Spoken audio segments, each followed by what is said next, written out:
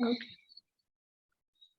Alors, bonsoir, je souhaite la bienvenue à tout le monde et également aux personnes qui vont suivre la conférence en replay, parce que pour toutes les personnes qu'on a là, il y en a presque autant qui ont dit qu'ils ne pouvaient pas être disponibles ce soir, mais qu'ils attendaient le replay avec impatience.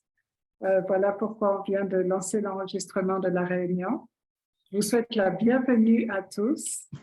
Et en particulier, je voudrais remercier Samuel parce que cette conférence a eu lieu en présentiel hier et certaines personnes avaient demandé justement la bande de Saint-Claude là, qui habite loin, entre autres, si on pouvait l'avoir en ligne. Et j'étais en train de dire à Samuel, mais tu sais, c'est compliqué de faire le présentiel et le Zoom en même temps parce qu'il y a du bruit, la qualité du son n'est pas bonne. Et il m'a dit, qu'à cela ne tienne, je la ferai sur Zoom le lendemain.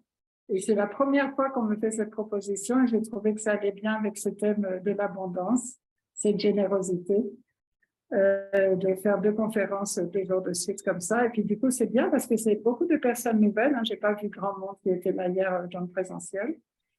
Et ce que je voudrais dire, en fait, c'est que j'ai vraiment demandé ce stage à Samuel suite au voyage au cœur de la conscience qu'on a suivi avec lui à la Case Angélique le 5 et le 6 novembre. Donc, ça fait vraiment pas longtemps. Et en même temps, il y a eu tellement de révélations. J'ai appelé ce stage une révélation à la minute. Et encore, je suis sympa. Parfois, il y en avait une à la seconde et j'ai jamais écrit aussi vite de ma vie. Tout me paraissait important, tout me paraissait nouveau, tout me paraissait riche. Et quand il m'a dit justement à propos de riche qu'il avait le même stage, enfin pas le même stage, mais une autre déclinaison de son voyage au cœur de la conscience, en voyage au cœur de l'abondance, j'avoue que je ne pouvais pas attendre de le partager avec vous. Donc voilà la genèse de ce stage qui aura lieu le 19 et le 20 et que Samuel va nous présenter aujourd'hui, mais pas que. C'est à toi, Samuel. Merci beaucoup encore. Merci Stéphanie. Alors effectivement, ce sera une grande première, ce stage sous cette forme, parce que effectivement, enfin, je suis thérapeute depuis pas mal d'années, et ce que je me rends compte, c'est que c'est un sujet qui revient encore et encore et encore. Et je me rends compte que justement, enfin, il y a beaucoup de questionnements là-dessus, et beaucoup de gens bloquent sans comprendre pourquoi. De la même manière, hein, moi, pendant des années, je me suis intéressé à ce sujet. J'ai suivi tout un tas de séminaires, j'ai été chercher tout un tas d'informations et il y a encore des choses qui bloquaient, malheureusement, malgré toute l'information que je pouvais acquérir là-dessus.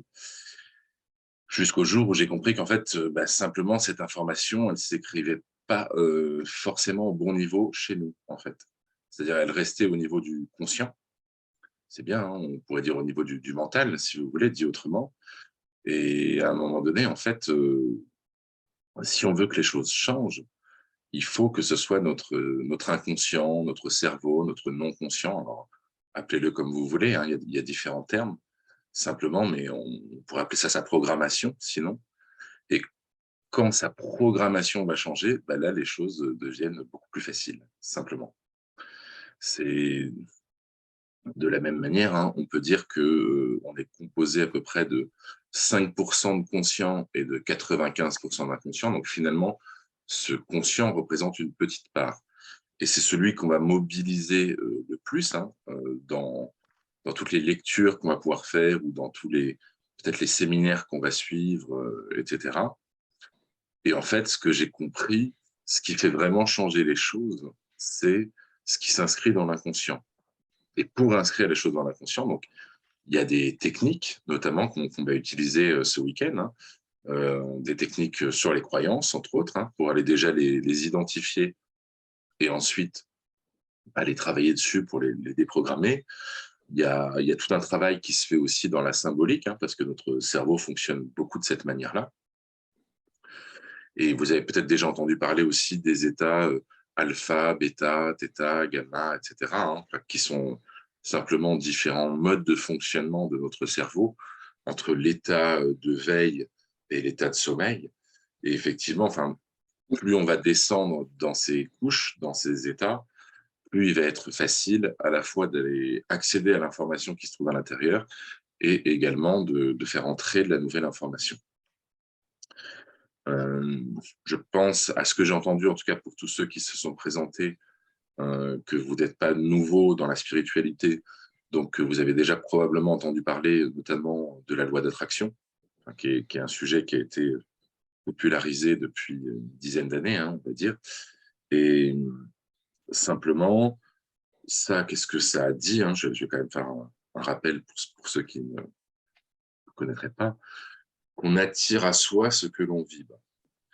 Ce qu'on oublie souvent, par contre, de dire, c'est qu'en fait, étant donné que l'essentiel de notre vibration est non consciente, en fait, simplement, ce qu'on va recevoir à soi est l'équivalent, en grande partie, de notre non-conscient. Ce qu'il y a de génial dans cette information, plus on comprend, plus on va comprendre que le monde extérieur qu'on observe en permanence est simplement le fameux reflet de ce non-conscient. Et donc, de cette manière-là, tout ce que je vais voir autour de moi va me permettre d'en apprendre sur moi. Je vais vous donner des exemples concrets, ce sera plus facile là-dessus. Mais par exemple, si je vois de la radinerie partout, à un moment donné, ou de la mesquinerie, ou simplement de la bêtise humaine, de la connerie, etc. Alors, je fais exprès, hein, je prends ces choses-là qui sont très connotées de manière négative. Simplement, ce que ça veut dire, si vous portez attention à ça et que vous avez l'impression que ça a une place importante dans votre vie à l'extérieur à un moment donné, c'est qu'il y a un refus simplement de voir sa propre part à soi, c'est-à-dire sa propre connerie, sa propre bêtise, sa propre radinerie, sa propre mesquinerie, etc., etc. Ce que je veux dire par là, c'est que tant qu'on place les choses à l'extérieur, qu'on refuse de les reconnaître comme étant à soi, de toute manière, si elles n'étaient pas à soi, on ne pourrait même pas les voir, mais dans ce cas, il n'y a rien qui change. Et ça, je pense que vous en avez déjà tous fait l'expérience. Donc, le fait d'avoir déjà cette prise de conscience, et ça, c'est un outil que je vous donne vraiment à utiliser, je vous encourage vivement à l'utiliser au quotidien, c'est-à-dire que tout ce que j'observe à l'extérieur ne sont que des informations que vous pouvez avoir entre vous et vous. Et en voyant les choses comme ça, vous allez voir déjà que beaucoup de choses vont changer. C'est vraiment un des thèmes qu'on va voir et qui va être un des fils conducteurs tout au long du stage ce week-end. On l'abordera ensemble beaucoup plus en détail.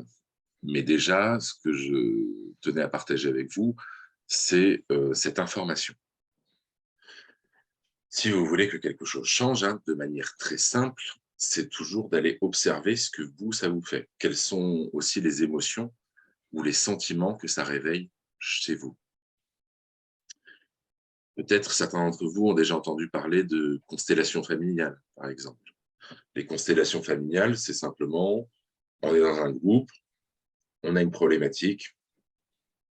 Par exemple, quand on était enfant, on a vu qu'il y avait un problème avec nos parents, avec notre père ou notre mère, etc. Enfin, oncle et tante.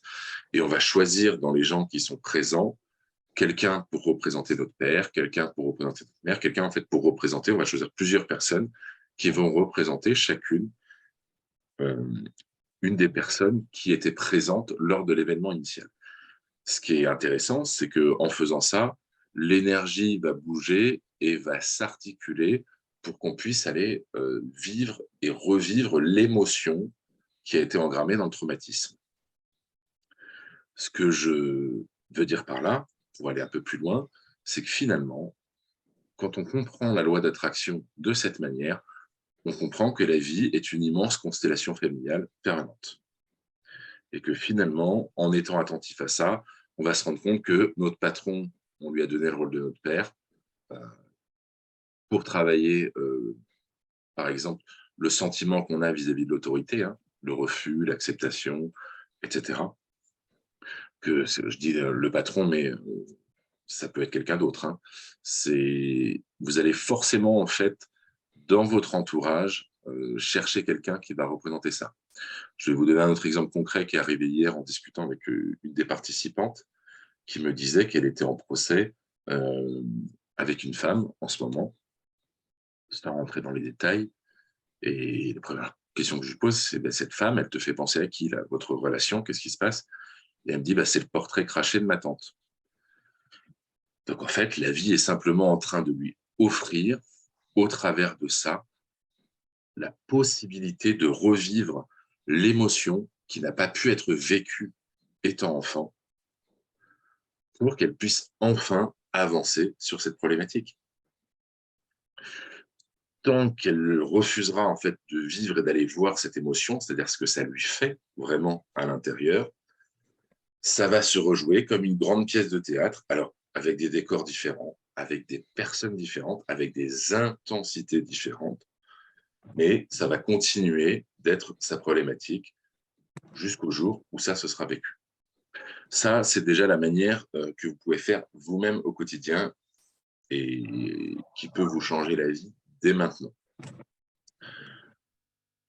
Nous, dans ce stage, on va aller voir ensemble cet aspect-là. On va en parler beaucoup, beaucoup, beaucoup, parce que ça, c'est ce qu'on peut faire avec sa conscience, avec ses 5%, pour avoir une action concrète, facile et rapide sur le reste. D'un autre côté, ce qu'on va aller faire, et ça va être mon job en tant que thérapeute avec les techniques que je vais utiliser aussi, c'est d'aller voir ces 95% de non-conscients et qu'est-ce qui bloque chez vous là-dessus, sur des notions telles que l'argent, l'abondance et à quoi c'est relié. En fait, l'argent, on en a chacun une vision. On a ce qu'on croit qu'on pense sur l'argent et ce qu'on pense réellement à l'intérieur. Ce qui va nous intéresser, c'est ce qu'on pense réellement à l'intérieur. Et ça, on va aller les tester avec des outils comme la kinésiologie, hein, pour aller voir et trouver quelles sont ces croyances qui sont à l'intérieur, parmi des listes notamment que j'ai trouvées sur mes patients, hein, en cherchant et en voyant ce qui était là dans leur structure énergétique, ce qui était là dans leur inconscient. Et ce que je me suis rendu compte, c'est qu'il y a beaucoup, beaucoup de visions négatives sur l'argent. Il y en a pas mal aussi. Après, donc ça, c'est le premier point, comment on voit l'argent. Par exemple, si on mène la croyance l'argent est le cancer de la société, l'argent est le fruit de tous les maux sur Terre, l'argent détruit la planète, hein, je vous en cite que quelques-unes comme ça, ben vous comprenez que qu'est-ce qu'il y a derrière, en gros, avoir de l'argent, c'est être une mauvaise personne. Vous ne voulez pas être une mauvaise personne, c'est normal. Du coup, forcément, ben, vous ne pouvez pas avoir d'argent. Parce que pour le système, la contradiction est trop forte et être une bonne personne est plus importante dans le système, du coup, que de gagner de l'argent. Et pourtant, gagner de l'argent vous mettrait peut-être plus en sécurité. Donc, ce qu'il va falloir, c'est aller faire respirer le système là-dessus. Il y a eu plusieurs axes pour ça, hein, je vous disais. Il y a aussi ce qui m'a beaucoup donné envie d'animer ce stage, c'est l'actualité. Tout ce qui est en train de se passer. Il y a eu déjà la crise sanitaire. Voilà. On a vu que on pouvait être un peu perdu dans tout ce qui se passait, dans toutes les informations contradictoires qu'on recevait, etc. Donc beaucoup d'insécurité qui est de ça.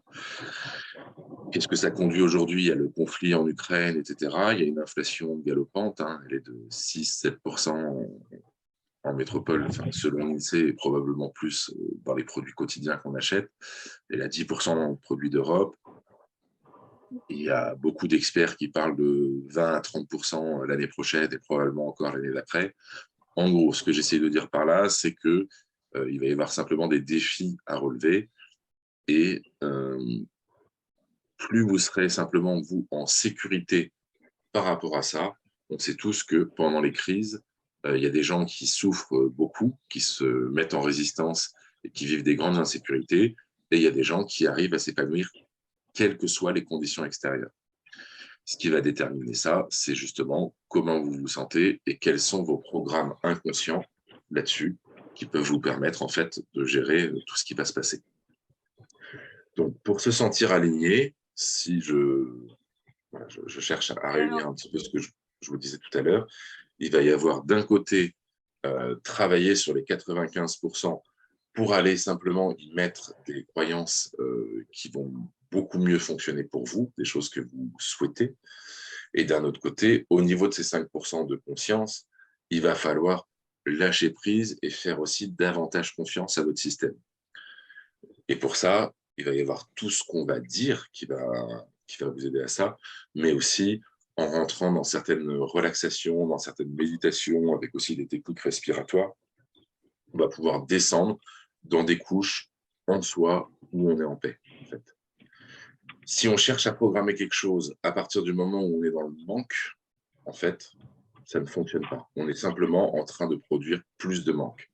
C'est pour ça que souvent, quelque chose qu'on n'arrive pas à faire, hein, que ce soit d'ailleurs un objectif au niveau de l'argent ou un objectif tout autre, hein, ça peut être au niveau du couple, ça peut être voilà, au niveau de la santé, etc. C'est parce qu'on est focalisé dessus en permanence, alors qu'en fait, si on écoute son émotion, son ressenti, son sentiment, on se sent mal par rapport à cette chose-là.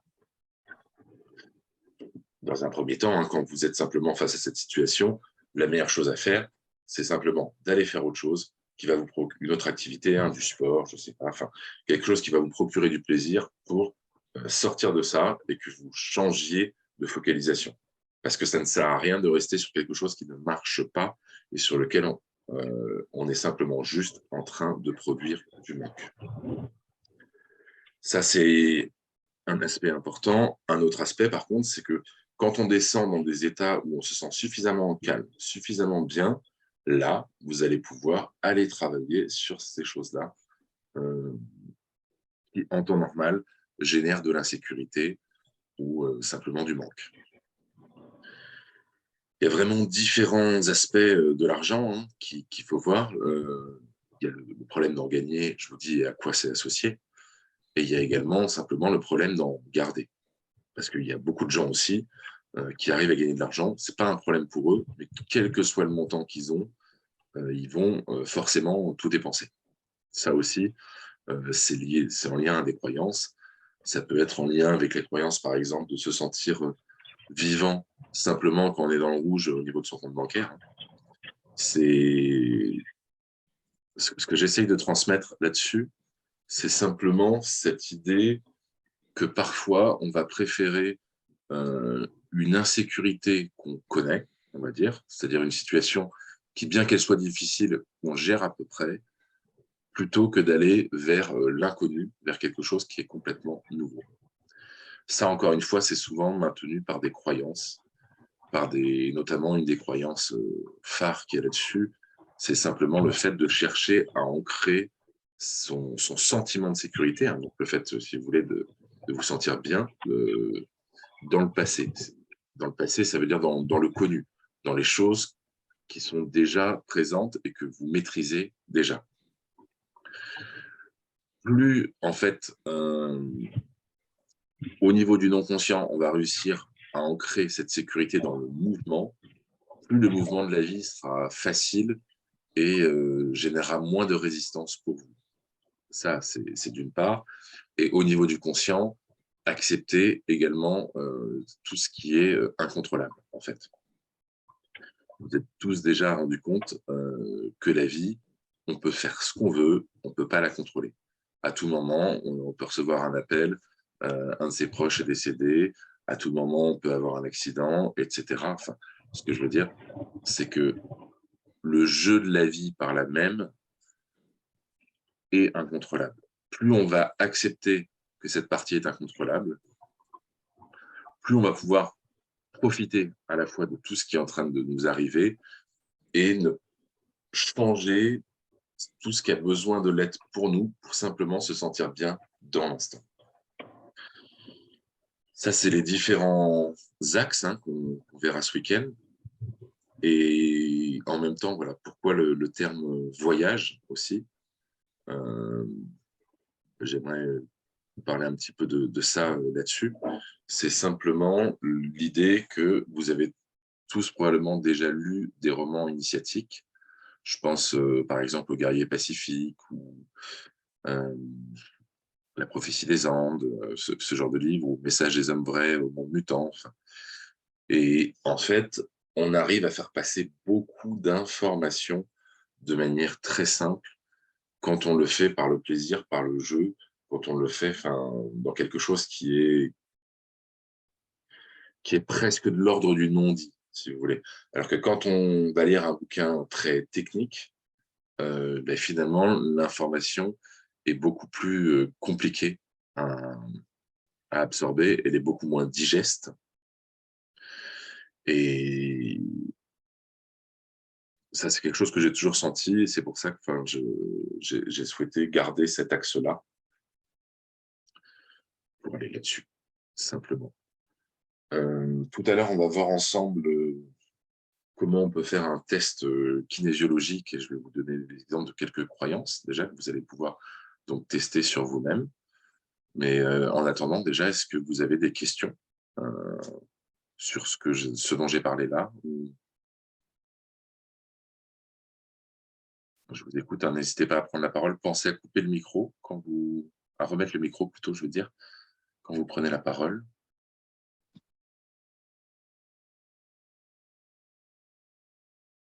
Alors, un petit peu du texte. Personne n'a de questions? Tout ça paraît clair et limpide pour tout le monde?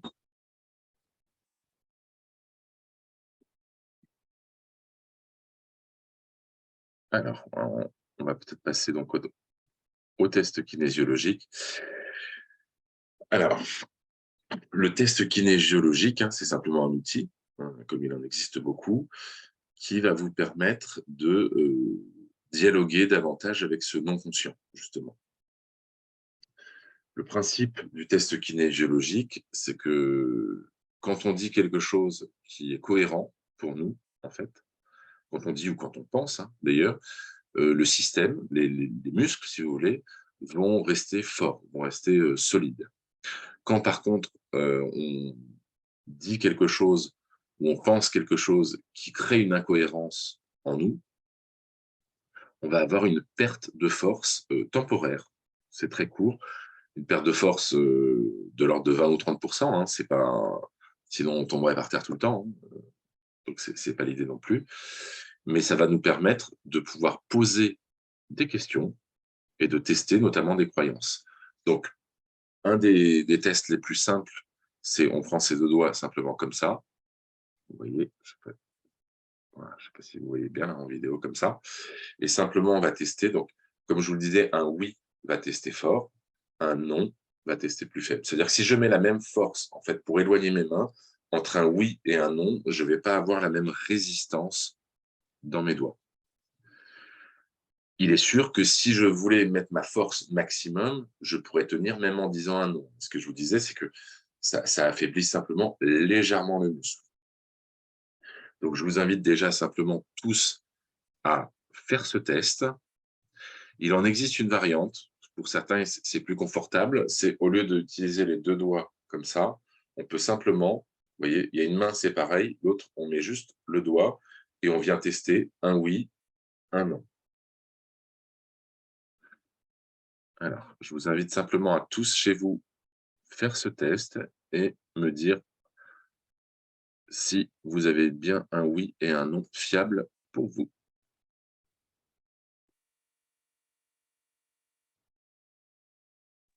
En ayant une phrase dans la tête, c'est ça, quand on fait le test? Alors, pour l'instant, vous allez faire juste le oui et le non.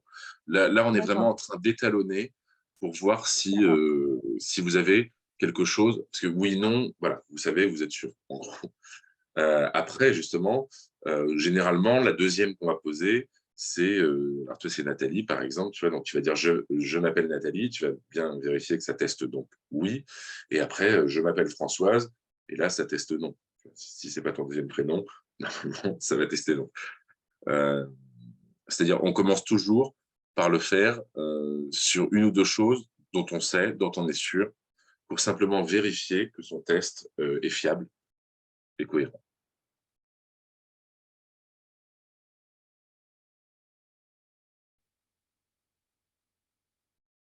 Alors, tout le monde a pu le tester?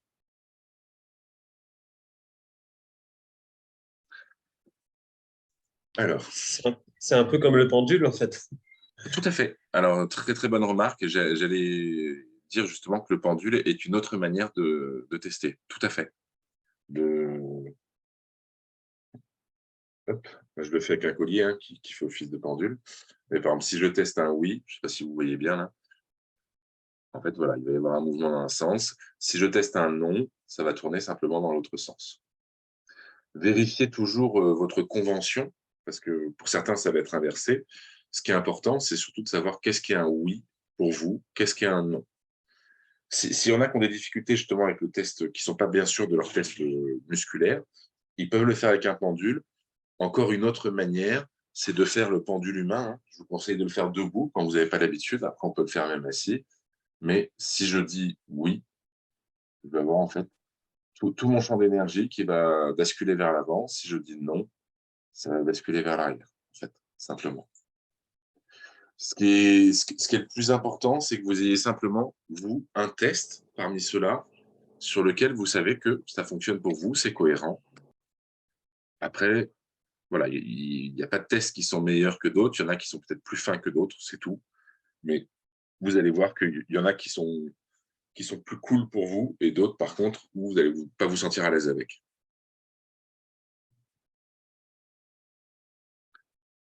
Alors, est-ce que tout le monde a un test fiable?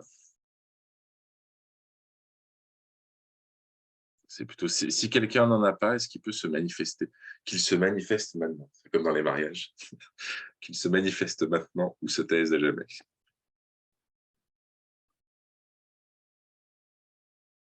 Ok, a priori. Ok, donc ça semble bon pour tout le monde. Donc là, voilà, je vais vous proposer quelques croyances comme ça. Je vous invite à les tester. Ah, peut-être si vous pouvez avoir un stylo et un bout de papier. Je vais vous laisser 2 minutes là pour trouver ça et avoir ça sous la main.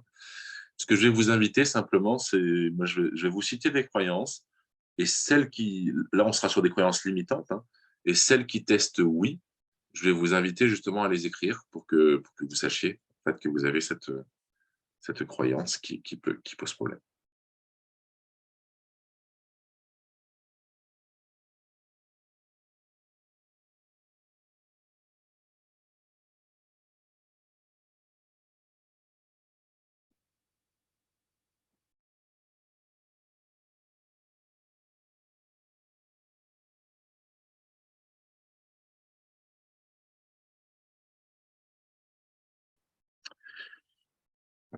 Vous allez chercher ça, vous allez voir ce qui est intéressant, en fait, c'est qu'il y a des croyances dont on a tout à fait conscience et d'autres, vous allez peut-être être surpris des réponses. Ce que je vous invite à faire juste, ça c'est au niveau de l'intention, hein, c'est d'être clair que ce que vous testez, c'est votre non-conscient. Dans ce sens-là, vous pouvez justement avoir des surprises dans les réponses que vous allez avoir. Non-conscient, ça peut être inconscient, si le mot non-conscient vous gêne, c'est juste, moi j'aime bien ce mot-là parce qu'il englobe simplement tout ce qui n'est pas conscient, de manière très simple. Ça ne répond qu'à des croyances. Est-ce que ça répond à des questions comme on peut pratiquer avec le pendule? Est-ce que si j'ai une question de vie courante, ça répond de la même façon? Ou est-ce que c'est que des réponses à des croyances? C'est toujours, dans le cadre de ce qu'on va faire, nous, oui. Maintenant, en fait, là, tu soulèves une question qui est un peu plus avancée là-dessus. Effectivement, en fait, tu peux l'utiliser de plein de manières différentes. Hein. Si tu connais déjà le pendule, tu peux l'utiliser pour avoir une certaine guidance aussi, mais tu ne vas pas forcément te connecter à la même chose, en fait. Là, ce à quoi on va se connecter, c'est vraiment son non-conscient parce qu'on a simplement envie de comprendre comment on fonctionne, en fait. Mais dans les faits, on peut les utiliser pour savoir si une maison est propre et pas propre, enfin, sur le plan énergétique. On peut l'utiliser même pour trouver un cours d'eau. On peut l'utiliser pour savoir quels sont les aliments qui sont bons pour nous ou qui ne le sont pas. Le champ et le registre est assez vaste, en fait, dans tout ce qui peut être fait. Moi,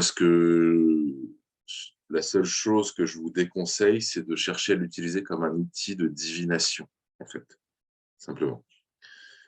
Vous pouvez chercher les numéros des lotos, du loto avec, par exemple. peu de chances que ça fonctionne. Enfin, vous ne serez pas les premiers à essayer.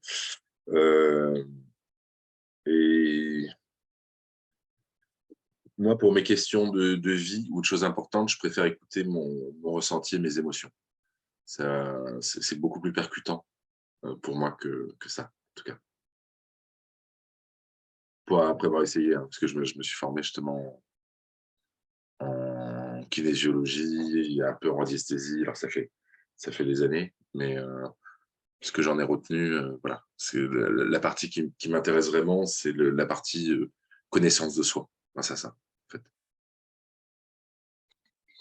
Ok, tout le monde est prêt pour qu'on teste quelques croyances? Vous avez tous de quoi noter pour la... Alors, les fins de mois sont difficiles.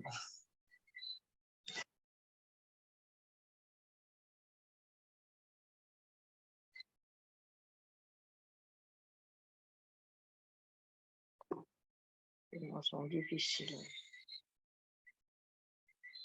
En fait, vous testez et vous écrivez seulement si ça teste positif. Hein, donc, je n'ai pas été assez clair là-dessus. Vous avez vu, donc avec le test, hein, vous avez pu avoir un oui, un non.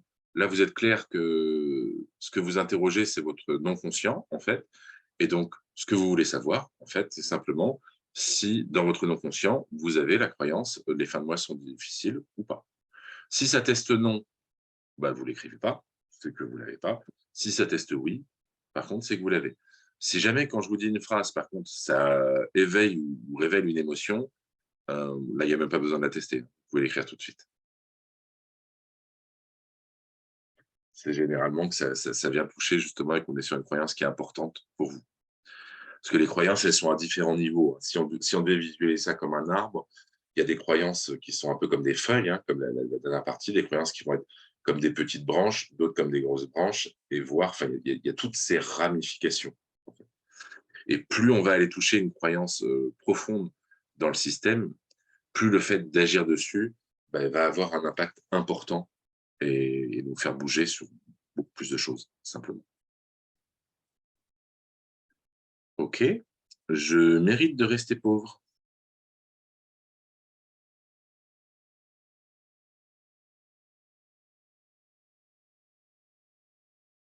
Je laisse quelques secondes le temps d'écrire s'il y a besoin. Pour ceux qui... Je me sens en prison dans mon métier.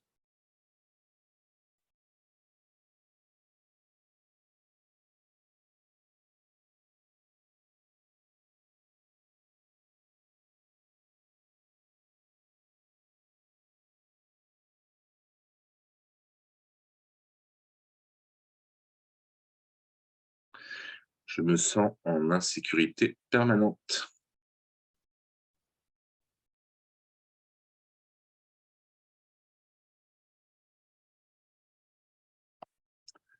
Ça, c'est une spéciale pour les thérapeutes, la prochaine. Là. Même si, on peut tous la voir, mais je sais que chez les thérapeutes, elle est très répandue. J'ai le syndrome de l'imposteur.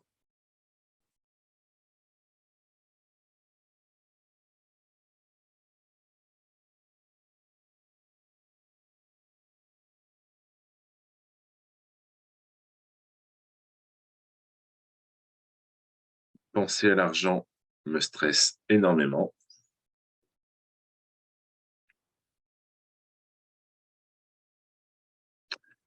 Et par exemple, vous pouvez tester « j'ai peur d'échouer ». Celle-là, souvent, on en a conscience. Celle qu'on a moins conscience, mais qui va avec, c'est « j'ai peur de réussir ».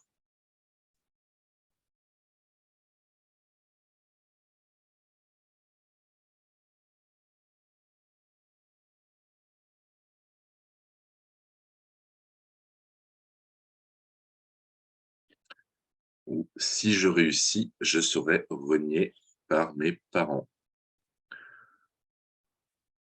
Si ça ne la donne pas sur vos parents, vous pouvez tester clan aussi. Le clan, c'est plus vaste, hein, ça comprend les... Parce qu'il y a beaucoup de croyances qui ont été ancrées à ce niveau-là par rapport à tous les problèmes d'héritage qu'il y a pu y avoir, par exemple, qui fait qu'on a tendance à associer que gagner de l'argent dans une famille, ça va créer de la dissension, ça va créer des problèmes.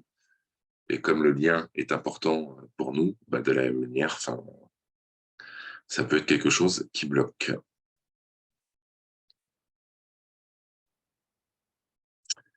Celle-là, je l'aime bien aussi, elle est un peu plus vaste, mais le changement, c'est mourir.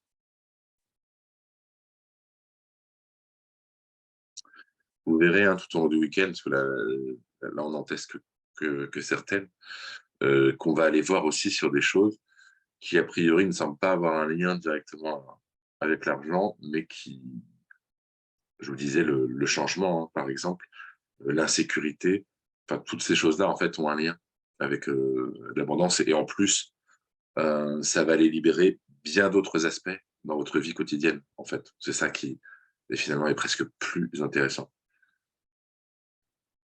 Alors, je suis malchanceux.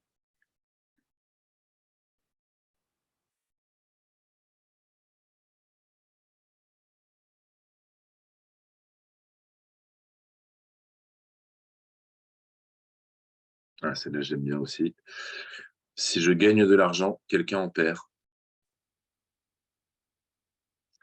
Ça veut dire que si vous avez ça dans votre structure, c'est que vous avez la sensation, en fait, que tout est limité et qu'effectivement, enfin, tout ce qui va vous apporter à vous du succès et du plaisir va nuire à quelqu'un. Donc, on en revient sur derrière la bonne et la mauvaise personne.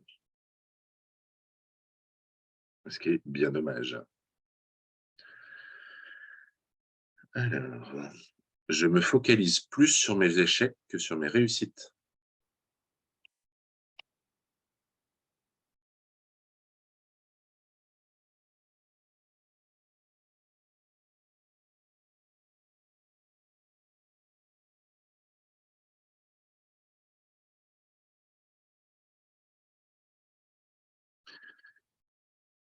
J'ai le sentiment que malgré tous mes efforts, je finis toujours par échouer.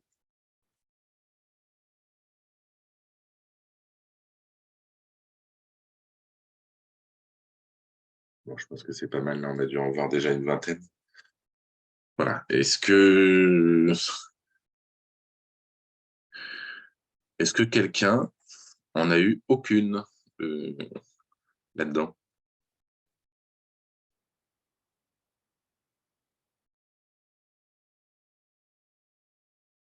Ok, donc vous en avez tous eu.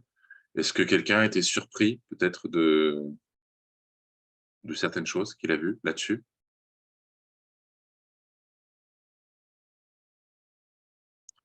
Voilà, pensez à hop, vous réactivez votre micro avant de parler. Sinon. Oui, je disais, j'ai été surprise par 2 ou 3 réponses quand même. Hein. C'est ça. Alors, plus tu es surprise, Christine, c'est ça, je crois? Oui, oui. Justement, plus ça veut dire qu'elle est non consciente chez toi. Et ça, c'est bien. Ça veut dire que, justement, enfin, en gros, c'est comme si elle était bien cachée, celle-là, si tu veux. Oui, d'accord.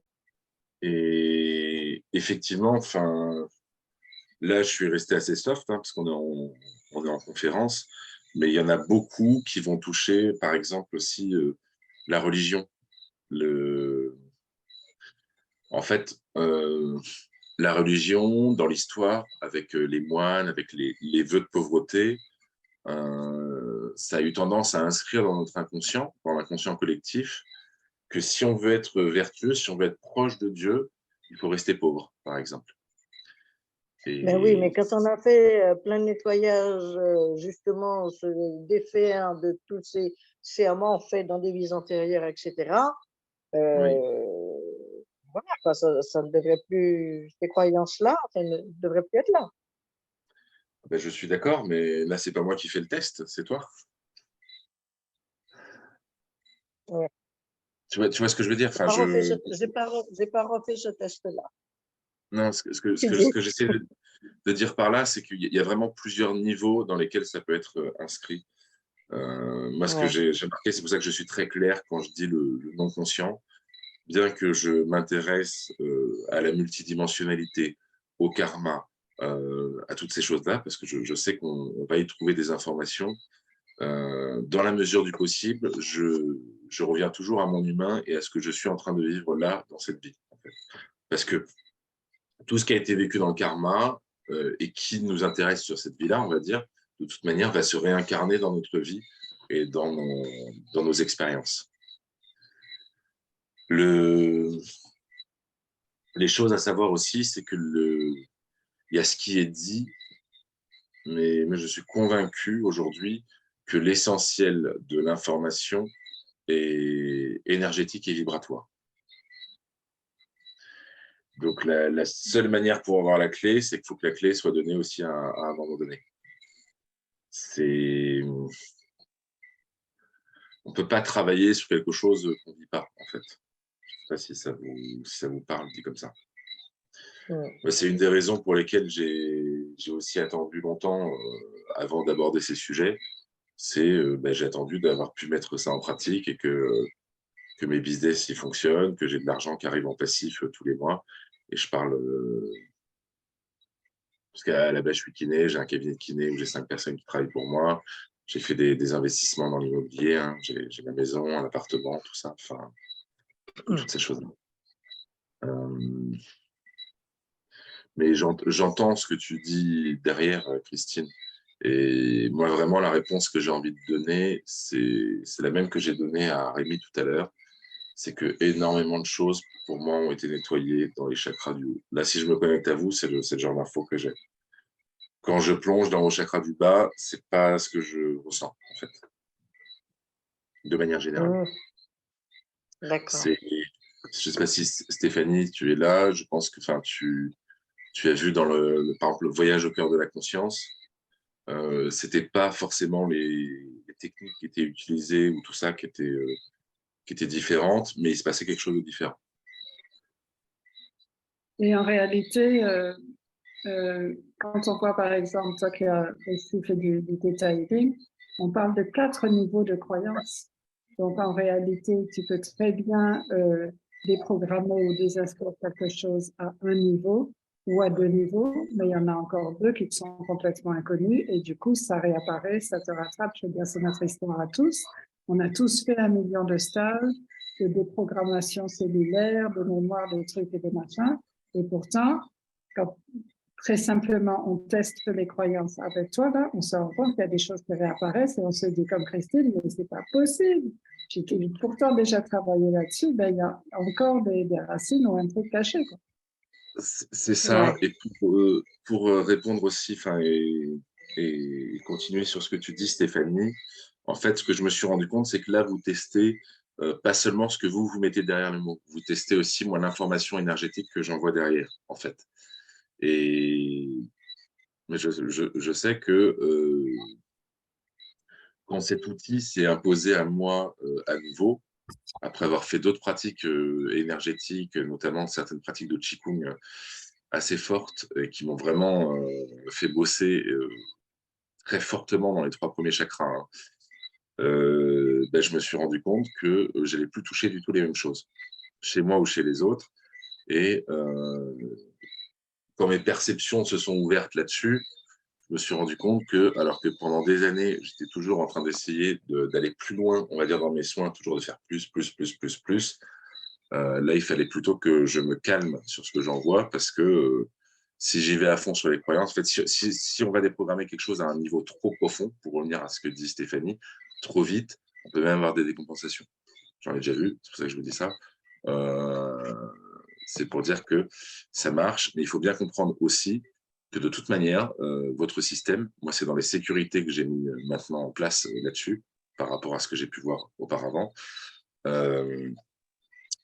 va n'accepter qu'un certain nombre de changements à un moment donné, parce que sinon, vous ne vous reconnaissez plus quand vous arrivez devant le miroir.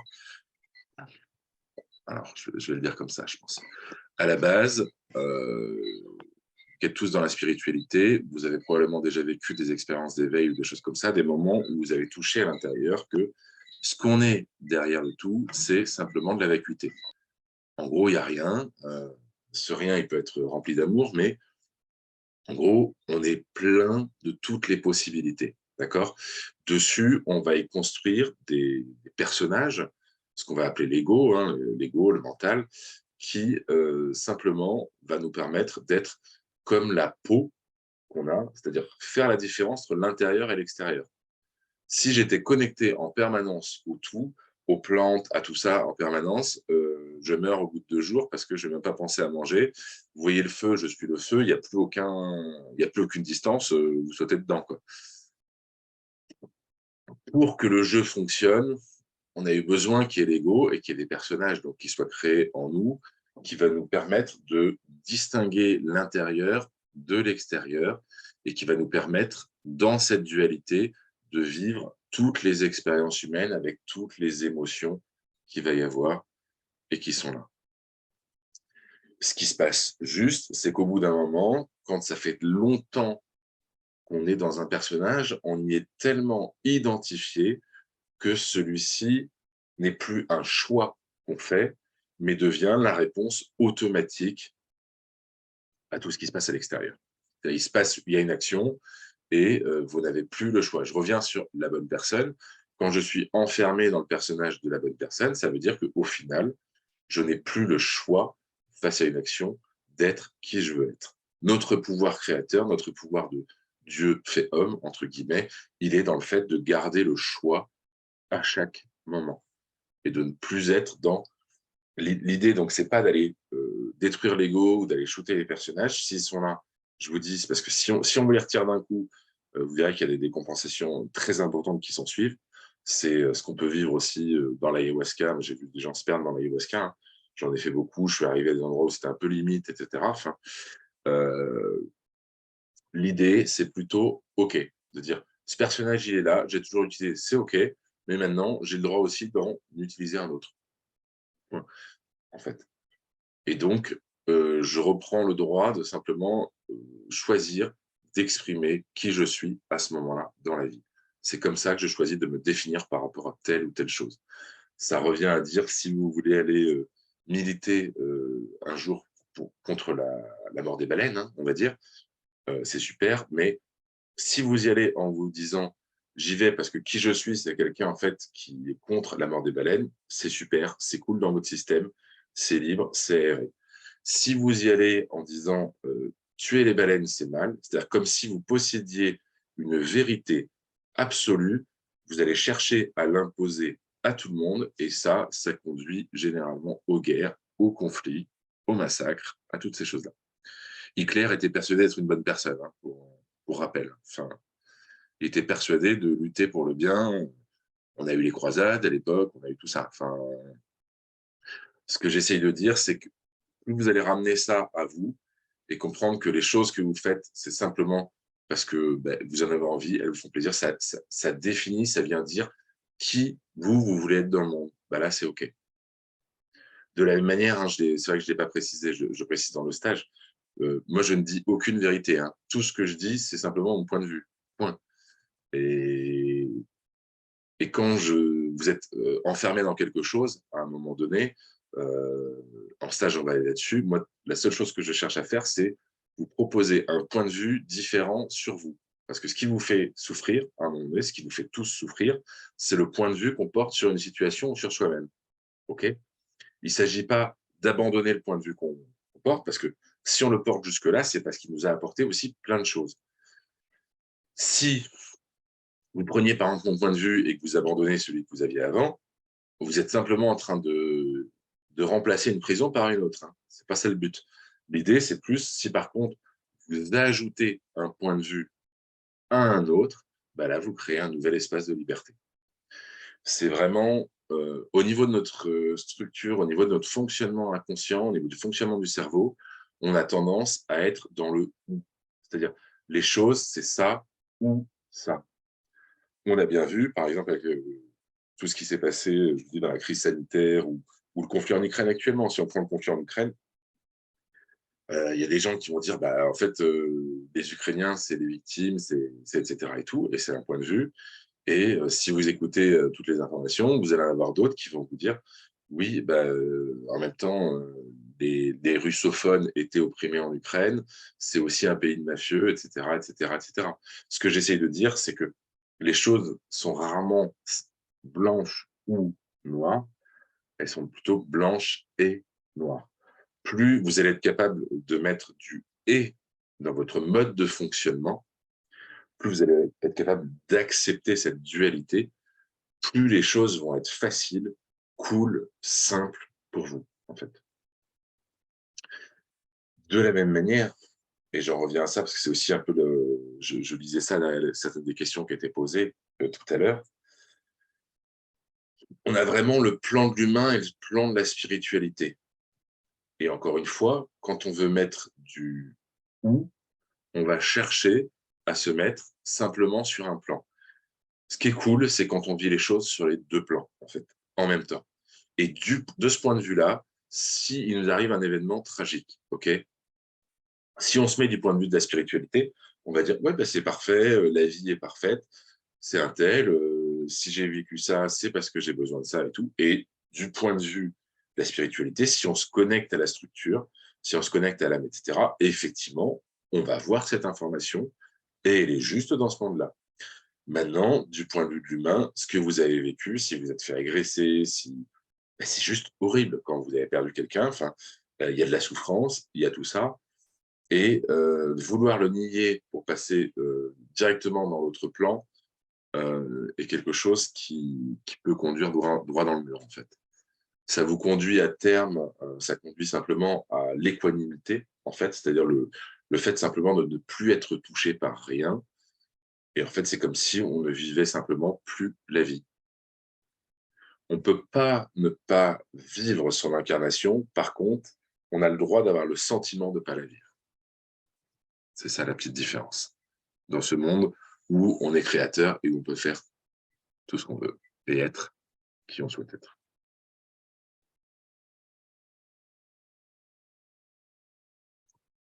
Est-ce qu'il y a des questions là-dessus? Là-dessus, sur la conférence, sur le stage, sur ce que vous avez trouvé dans vos croyances ou autre? Ce que j'ai dit, parce que c'est vrai que c'est plus facile quand on est en présentiel là-dessus, parce que là, tous les micros sont coupés. Ce que j'ai dit, ça vous parle ou ça vous semble complètement étranger? Ce qui est possible aussi, hein, je comprendrai. J'ai deux questions concernant les questions-réponses qu'on vient de faire. Oui. Alors, la première, c'est Christine. Oui, oui. La première, c'est au niveau des questions. Qu'est-ce qu'on fait avec ces questions, que ce soit un oui ou un non, qu'est-ce qu'on fait avec, d'une part? Alors, en fait, et la deuxième question, oui, si vous permettez, quand on a écrit oui aujourd'hui, est-ce que demain, ça peut devenir non? Ou quand on a écrit non, est-ce que demain, ça peut devenir oui? Alors, très bonne question. Qu'est-ce qu'on fait de ça? Là, dans cette conférence, l'idée, c'était déjà de mettre ces choses-là en conscience. Okay, moi, pendant tout le week-end, on va déprogrammer ces choses-là et bien d'autres encore. Là, déjà, la première information que tu as, c'est de voir ces choses-là, comment elles fonctionnent chez toi, là, à ce stade, maintenant. Est-ce que les croyances, donc, pour répondre du coup à ta deuxième question, est-ce que les croyances peuvent se modifier d'elles-mêmes? Oui, bien sûr. La vie, comme je disais, la vie est une énorme constellation familiale. Là, je reviens vraiment sur ce que je vous disais au début. Dans la manière dont on va prendre la vie, quand on va accepter de vivre les émotions et accepter que c'est simplement soi qu'on est en train de voir à l'extérieur, il y a des choses qui vont changer.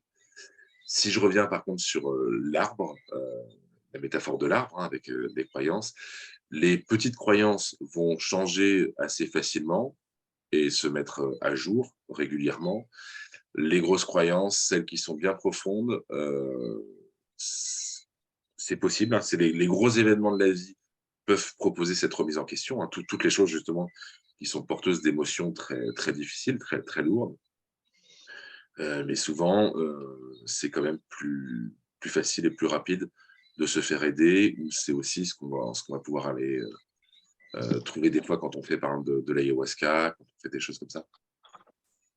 Où justement, l'idée, c'est d'aller chercher dans ce genre de choses, des stages, dans des thérapies, dans des...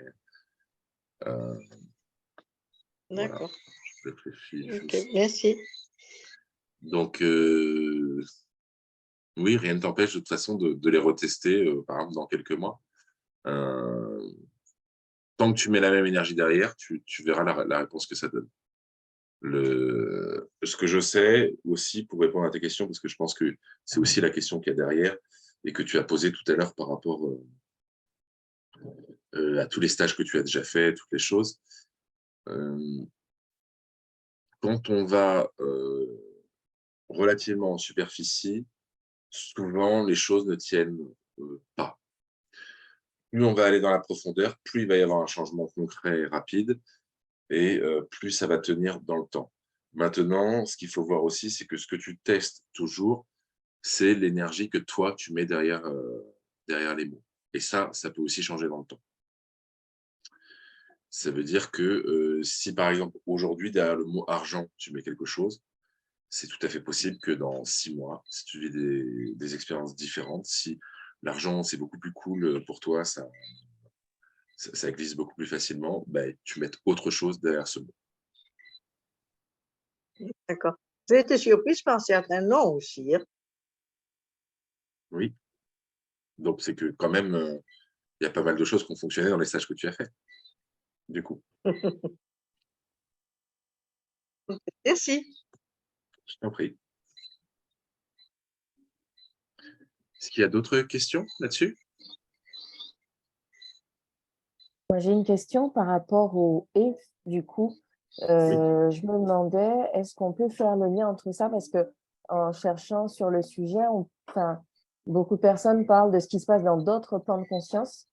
C'est-à-dire, il y a moi, là, dans l'ici et maintenant, dans cette incarnation, enfin, là, maintenant, et il y a ce qui se passe dans d'autres plans de conscience.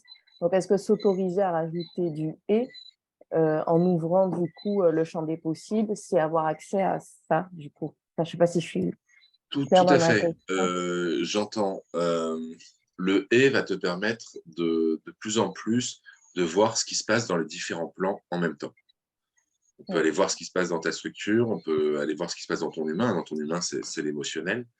La mise en garde, juste que moi je mettrais derrière quand même, c'est que bien souvent, la spiritualité et l'envie d'aller dans la spiritualité naît d'une fuite de la souffrance qui est généralement suite à un deuil, suite à une rupture, enfin quelque chose qui a vraiment été trop dur.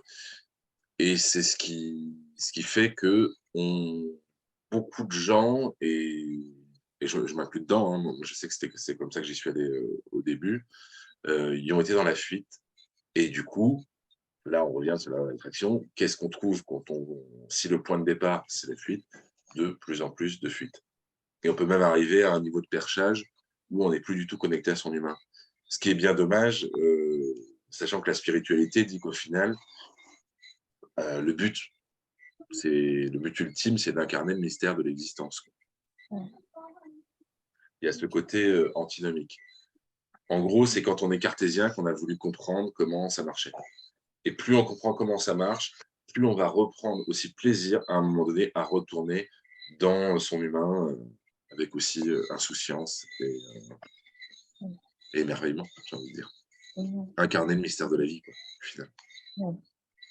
Ce que je veux dire par là, c'est pour ça que je vous dis ça. Enfin, parce que comme vous, hein, j'ai fait des centaines de formations, des centaines de trucs et tout. J'ai passé 2 mois chez les guérisseurs philippins. J'ai fait plus de 30 cérémonies à l'ayahuasca. Enfin, j'ai été voir des maîtres en Chine pour apprendre des types de qigong particuliers. Enfin, bref, des trucs. Et ce que je veux dire, c'est que c'est au final, là où je reviens,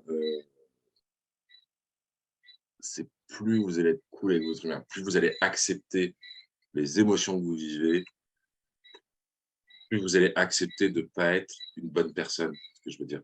Si on remet du « et » là-dedans, qu'est-ce que je veux dire du coup, excusez-moi, du « et ».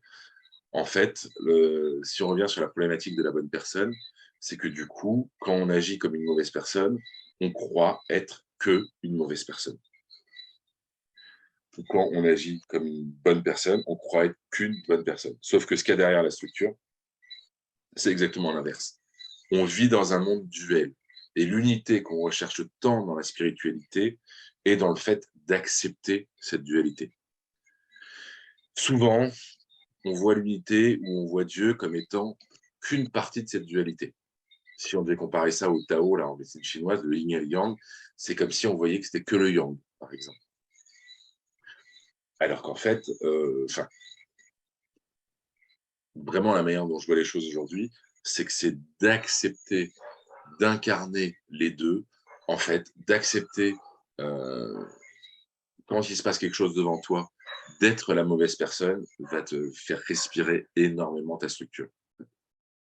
Surtout quand tu as passé des années à la contraindre, en fait.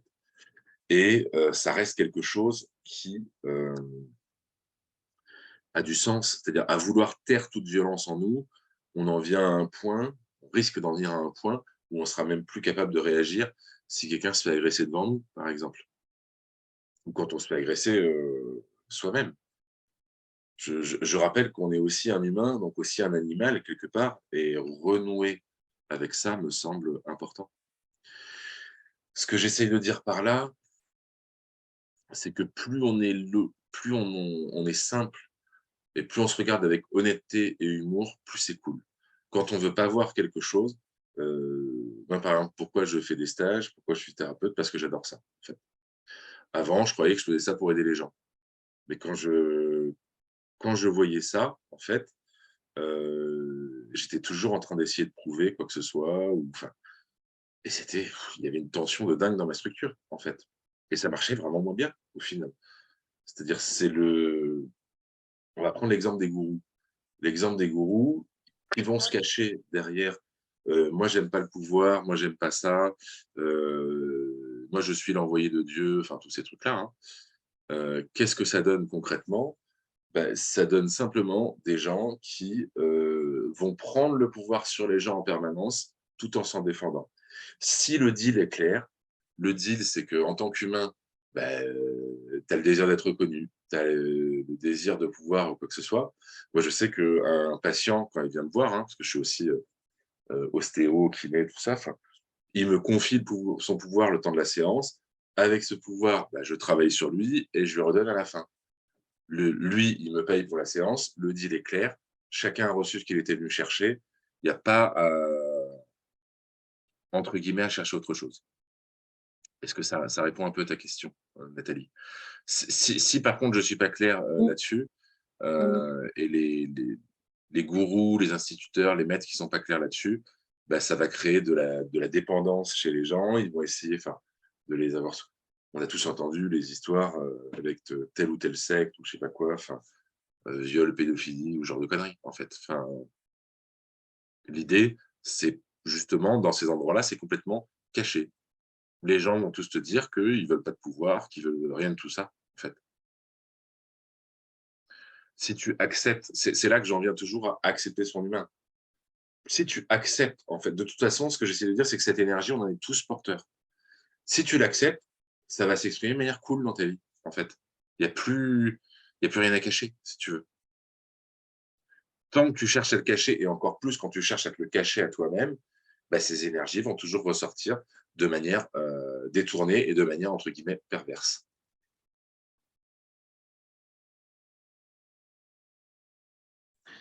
Si je comprends, Samuel, ce que tu veux dire, Merci. c'est que quand il nous arrive quelque chose, une expérience difficile dans notre vie, il ne faut pas toujours aller chercher dans la spiritualité l'explication en disant que c'est parce que ça devait arriver, c'est ça en fait. En gros, c'est ça, et c'est vraiment de mettre du « et » en fait. Tu peux tout à fait avoir conscience de ça, et c'est cool. Je veux dire, tu fais de la spiritualité, bien sûr, tu peux voir que c'est par rapport à ton karma, tu peux voir, etc., toutes ces choses-là. OK. Mais ce que j'essaie de dire, c'est oublie pas de vivre ton humain là-dedans. Oublie pas Rémi dans cette histoire.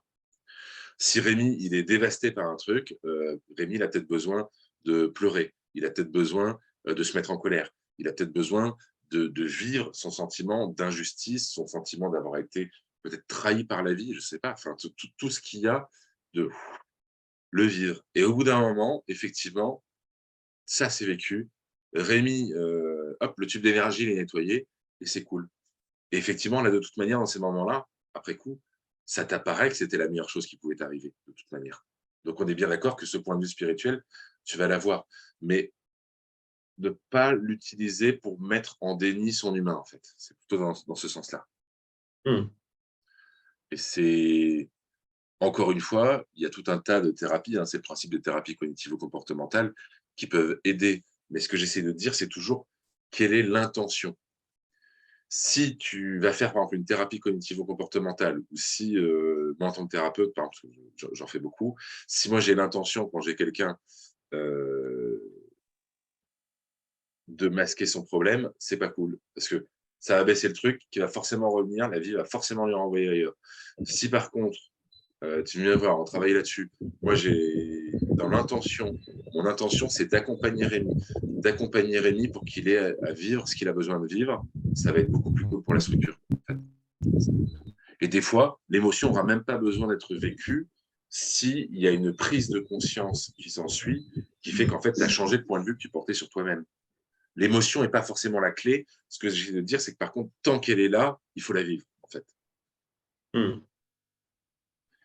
Et que mettre un couvercle et un couvercle par-dessus et un autre couvercle par-dessus, et tu le sens parce qu'à un moment donné, quand tu changes ton point de vue sur quelque chose, en fait, ton émotion, c'est comme si elle n'avait jamais existé. Parce que tu comprends que c'est... Enfin, tu vis, c'est plus que tu comprends. J'aime pas le mot comprendre parce que ça fait référence vraiment au mental. Tu vis dans tes cellules, dans tout ça, qu'en fait, tu n'as jamais eu d'offense, si tu veux. De la même manière, on dit toujours dans la spiritualité, il faut pardonner à ses parents, il faut pardonner à ses parents. La manière dont je vois le pardon, c'est qu'à un moment donné, on réalise que, d'un certain point de vue, on a toujours agi de manière à nourrir son propre business, c'est-à-dire ses propres personnages. Et quand ça t'apparaît en lumière, il n'y a plus rien à pardonner, en fait, parce qu'il n'y a jamais eu d'offense. Donc, ça, c'est quand ça peut te faire switcher le point de vue grâce à la spiritualité, ça c'est cool. Mais d'un autre côté, tant que tu n'en es pas là, vis ton émotion. Tu as le droit de te sentir, de t'être senti humilié par tes parents, d'être senti trahi, de t'être senti rabaissé, etc. Et vis-le. Si tu le vis aussi, tu vas, après avoir vécu tout ça, changer de point de vue naturellement. Il y a plusieurs voies qui vont mener à la même chose. Mais éviter de réfréner toujours plus, en fait. Quand je dis réfréner ses émotions, c'est de chercher à les encapsuler encore plus profondément et d'être dans une espèce d'équanimité, tout me va, tout est parfait, etc. Parce que souvent, ce qui se cache derrière, moi, ce que je vois dans les structures quand je vais là-dessus, c'est un truc, on a essayé de mettre des chaînes de partout et je vois des gens après qui sont dépressifs, qui n'ont plus aucune joie dans la vie. Hein. Si tu veux de la joie dans la vie, il faut accepter de souffrir, quoi. C'est pareil, je vais sûrement, parce que j'ai pas mal de demandes à ce niveau-là, animer un stage sur le couple à un moment donné. Le couple, c'est pareil. Hein. Enfin, c'est un des trucs de base, c'est si tu veux pas mettre de billes, tu trouves dans ton couple exactement ce que tu y apportes. Hein.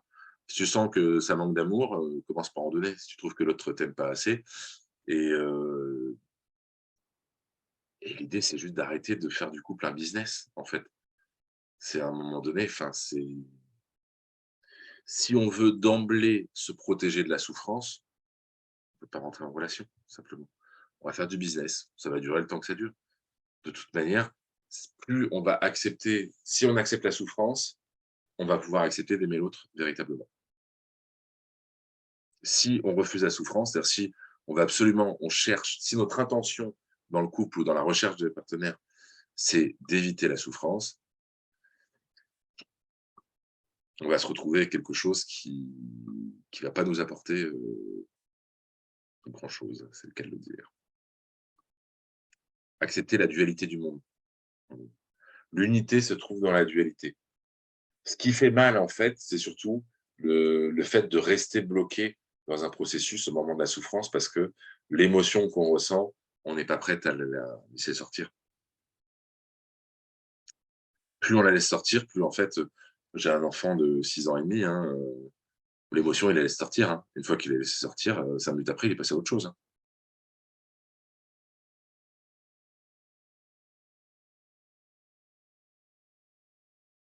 Alors que si on la bloque,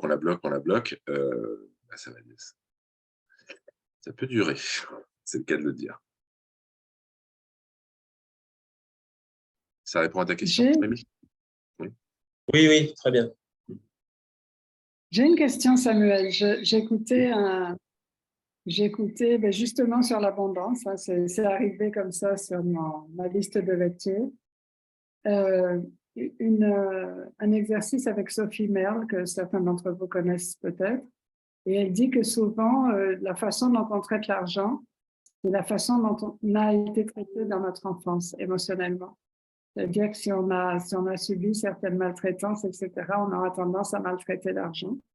Et en général, dans son discours ou dans ses exercices, quand elle parle d'argent, elle parle tout le temps d'affectif.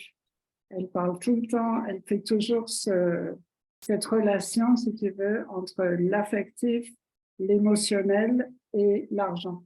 Alors que Tout à j'ai fait. l'impression que la plupart du monde dont je fais partie, l'argent c'est un truc et l'amour c'est un autre. Ou l'argent c'est un truc et l'enfance c'est un autre.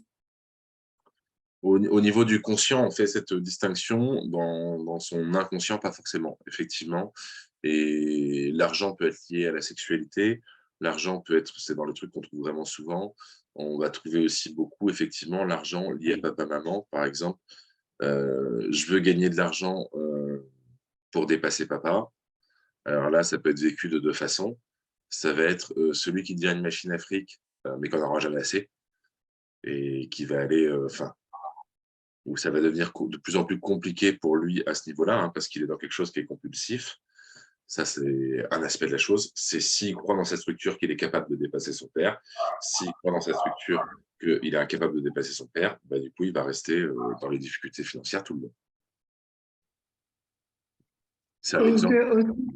il peut aussi croire qu'il n'a pas le droit. Hein, il y a des espèces de fidélité ou de loyauté familiale où on n'a pas le droit de réussir mieux que nos parents parce que ça serait quelque part leur manquer de respect que de se montrer supérieur à eux financièrement. Tout à fait. De plus, les parents sont souvent vus, enfin, dans notre inconscient, comme Dieu, comme le principe masculin et féminin de Dieu. Et dépasser Dieu, ça peut être compliqué aussi. Et certains vont y aller, ils vont le faire, mais par orgueil, mais ils se brûlent aussi les ailes. C'est pour ça que l'idée, c'est d'aller assouplir tout ça dans les croyances, quoi. Faire respirer, c'est ça qui fait des changements importants. Euh, Moi, ce que je vois quand je vais travailler chez les gens là-dessus, et c'est aussi par quel chemin ça passe, en fait. Certains, après qu'on ait travaillé là-dessus, vont avoir d'eux-mêmes envie de changer de métier, en fait. Et ils vont aller vers quelque chose qui leur parle beaucoup plus. Et là, ça va marcher beaucoup mieux. Euh, Ça, je l'ai vu plusieurs fois, en fait, se produire assez rapidement, hein, d'ailleurs. Certains, ça va rouler dans leur métier, et d'autres aussi, un peu comme je vais comparer en ostéopathie, par exemple. En ostéopathie, quand on vient se faire manipuler, des fois, on ressort, on est bien. Normalement, on est bien tout le temps hein, quand on ressort. Mais ce que je veux dire, des fois, c'est bon, on n'en parle plus, il n'y a plus du tout à revenir dessus et tout se passe très bien. Des fois, pendant 3-4 jours, on va avoir plus mal au dos quand c'est venu faire bouger beaucoup, beaucoup de choses en même temps. Hein. C'est quand on est proche de la limite de la capacité adaptative.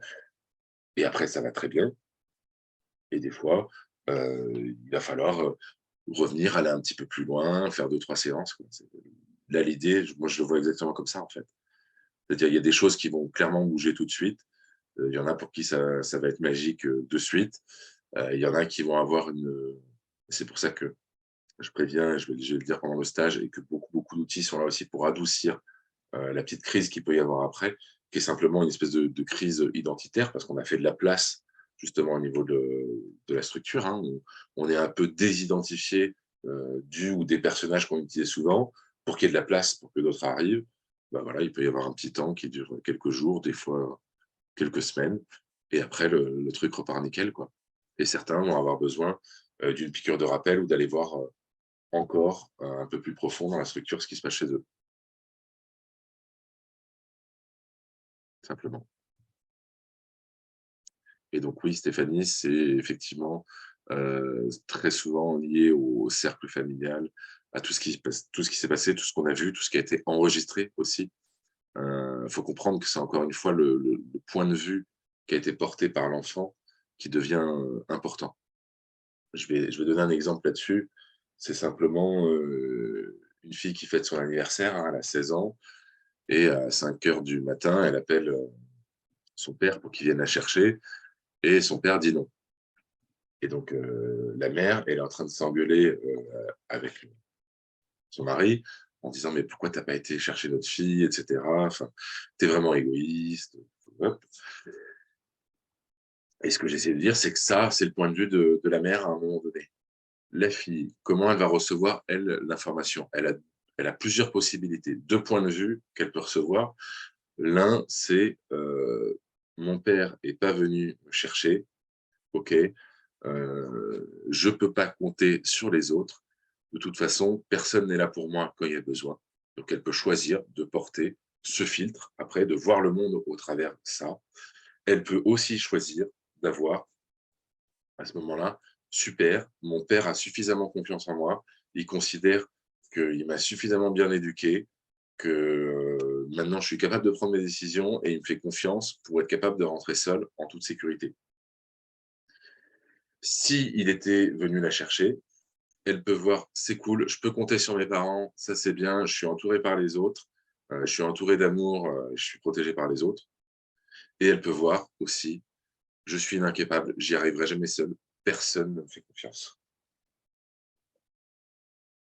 Vous voyez un petit peu ce que j'essaie de dire par là, c'est que c'est le point de vue qu'on porte sur les choses, simplement, qui va définir l'émotion qu'on va avoir et le personnage qu'on va construire autour de ça.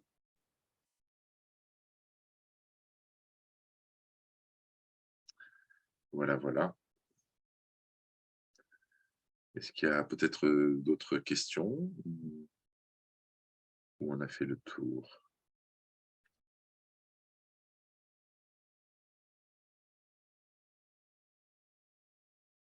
Ah, Alors, tu as le micro coupé, Stéphanie. Oui. je veux juste savoir s'il y a des personnes qui vont nous rejoindre pour le stage du 19 et 20, voyage au cœur de l'abondance.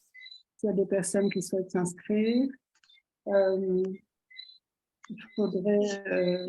oui, allez-y. J'ai une question à vous.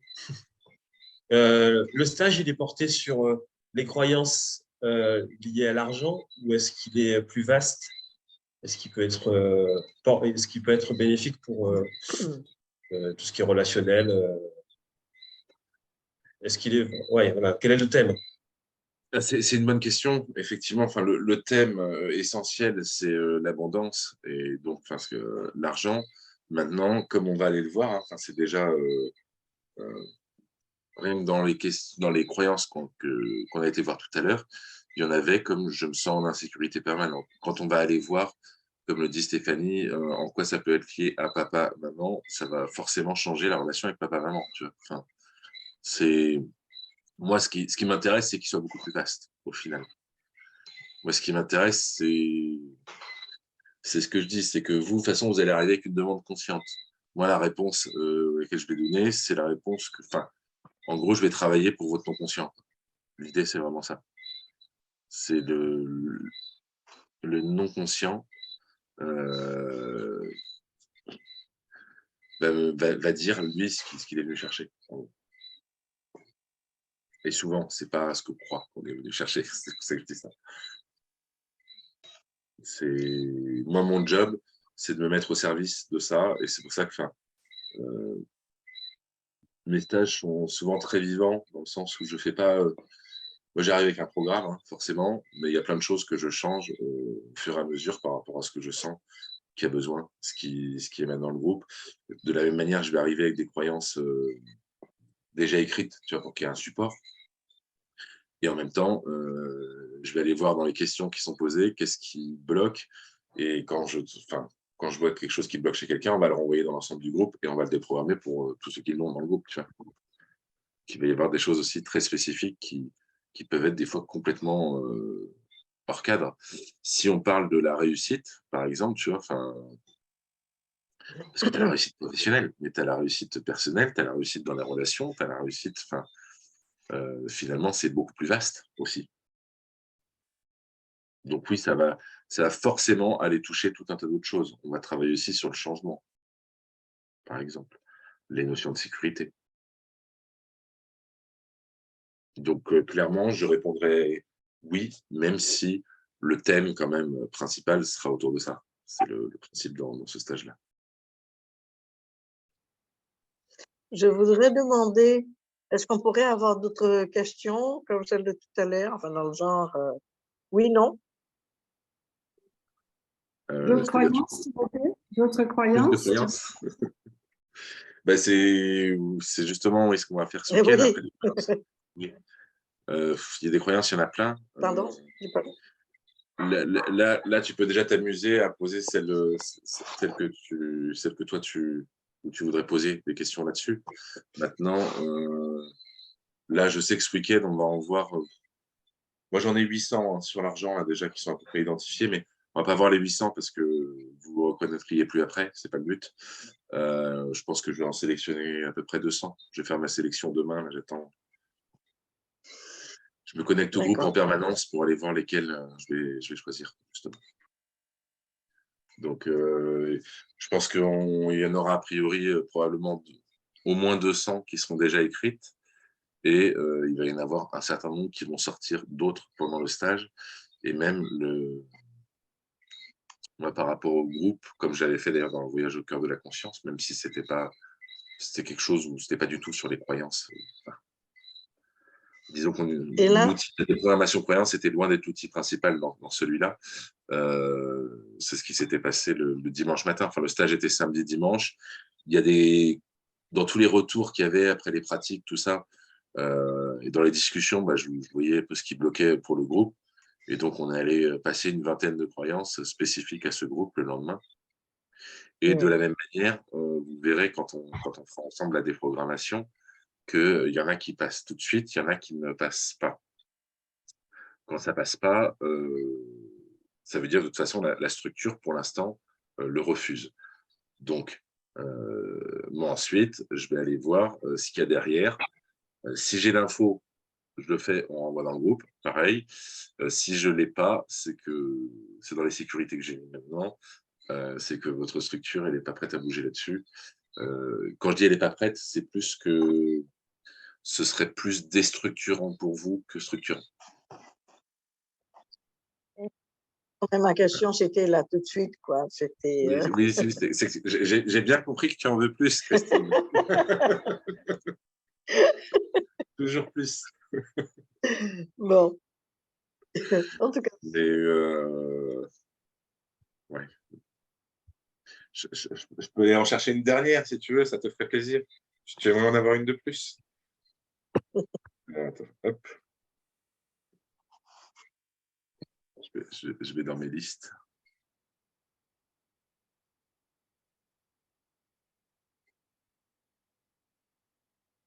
Ah tiens, celle-là, je l'aime bien. Je cherche inconsciemment la souffrance pour avoir quelque chose à vendre aux autres. À vendre aux autres? À vendre aux autres. Ce que j'entends par vendre, hein, c'est pas vendre commercialement parlant. Hein. C'est plutôt pour avoir en fait des histoires à raconter qui vont me rapporter des likes. Oui. En gros, quand on nourrit son personnage de victime, pourquoi on a commencé à jouer à ça? C'est parce que on obtient de la compassion, on obtient de l'attention, on obtient tout un tas de choses de la part des autres. C'est ça qu'il y a derrière. Mmh. Et dans ce cas-là, ça va donner, sur la structure, elle va être encodée d'une manière comme ça. Merci. Mais avec plaisir.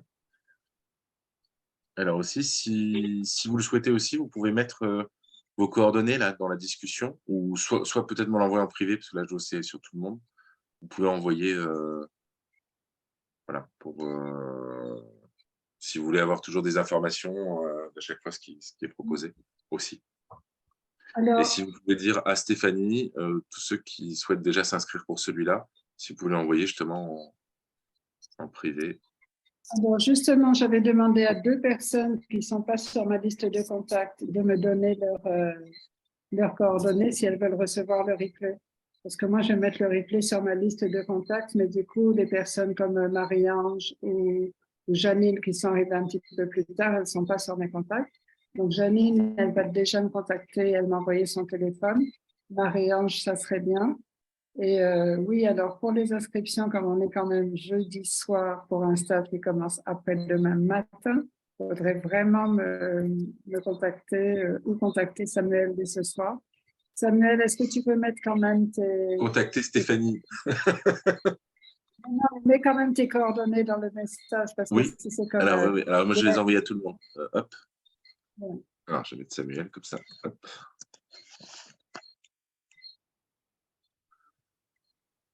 Tac. Et je mets aussi mon mail au cas où.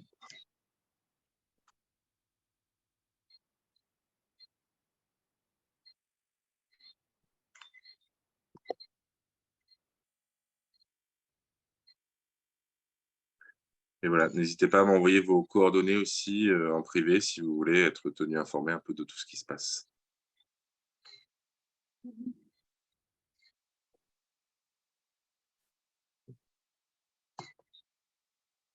Merci beaucoup, Samuel. En fait, moi, tu as suscité beaucoup de, comment dire, tu m'as permis de réfléchir à beaucoup de choses. Donc, merci, merci. J'ai pas eu beaucoup de croyances parce que j'ai déjà commencé à faire un certain travail avec le Theta Healing. Donc, il n'y avait pas beaucoup de choses qui faisaient oui. Mais le « et », ça m'a beaucoup interpellée. La façon dont tu expliques, effectivement, c'est pas « ou », mais c'est « et ». Donc, merci. Ouais, moi, c'est ce que je retiens de ça. Je t'en prie, Malika, avec grand plaisir. Et oui, effectivement, là, j'ai mis des croyances qui n'étaient pas très, très profondes pour que ce soit accessible à tous dans une conférence. Je pense qu'il serait intéressant chez toi, c'est d'aller voir des croyances un peu plus profondes. Il y en a quelques-unes aussi. Mais j'entends bien, et déjà, c'est cool que tu n'aies pas eu celle-là. Tout à fait. Merci. Merci. Avec plaisir. Alors, je vois que Vincent vient à peine de se connecter. Donc, Vincent, comme tu t'imagines, on est déjà en train de se dire au revoir pratiquement. Mais bien sûr, on va travailler avec Samuel pour vous envoyer le replay, j'espère, dès ce soir. C'est bien passé. Hein, je ferai comme d'habitude un lien sur ma chaîne YouTube de façon à ce que... Juste, on coupe peut-être l'enregistrement.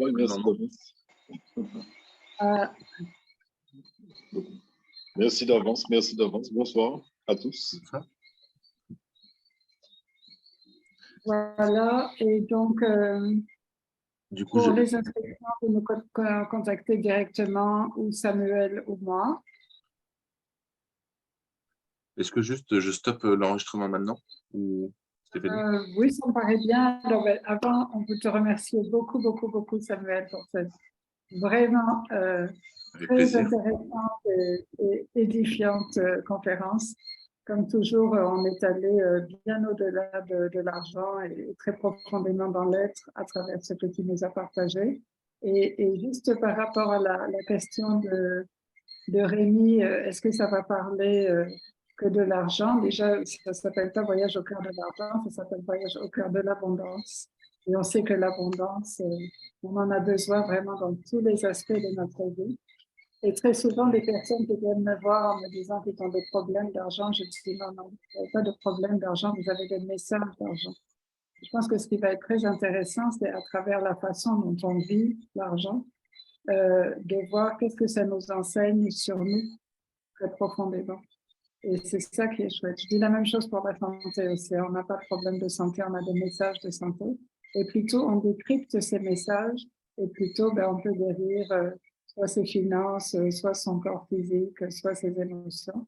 Donc, tout ce que je peux vous promettre pour avoir fait un stage avec Samuel et en redemander, c'est que vous verrez plus la vie tout à fait de la même façon après être passé par ce défi. Et je vous souhaite vraiment, vraiment beaucoup de cette expérience.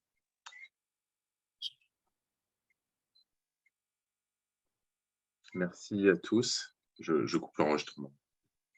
Et vous pouvez aussi partager, le replay que je vais vous envoyer avec d'autres personnes. Je pense que ça peut être un beau cadeau avant la Noël de leur envoyer ça. À très bientôt, à très vite, j'espère à ce week-end.